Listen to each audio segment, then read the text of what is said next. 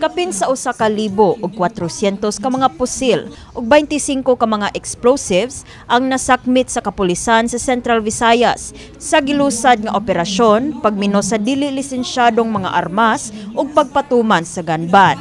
Ang mga nasakmit nga armas gikan pa niadto unang adlaw sa filing of Certificate of Candidacies sa Oktubre sa miaging tuig hangtod sa Pebrero 3, 2025. Ang mga nasakmit nga ebidensya formal nga gipresentar atol sa pagbisita ni Interior Secretary John Vic Remulla sa Police Regional Office 7 kon PRO 7 karong Miyerkules, Pebrero 3. Standard practice sa lahat ng mga regions before the elections. Siyempre, number one concern natin yung election violence. Yung safety ng mga candidates, yung safety ng mga tao. Dito naman sa Cebu ng hotspot.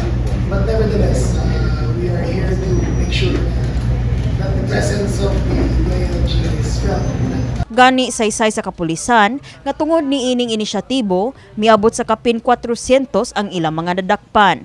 Sa 1,461 ka mga firearms, anaa sa 1,340 ang gisakmit o recover. Samtang anaa sa 121 ang voluntarily surrendered.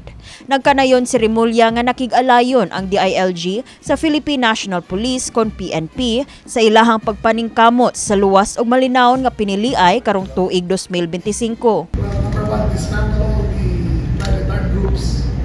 Number two, walang kakampihan. Hindi sila pwede mag-function as a private army ng mga politiko. They have to stay neutral, they have to stay professional, and they have to ensure that they do their duty.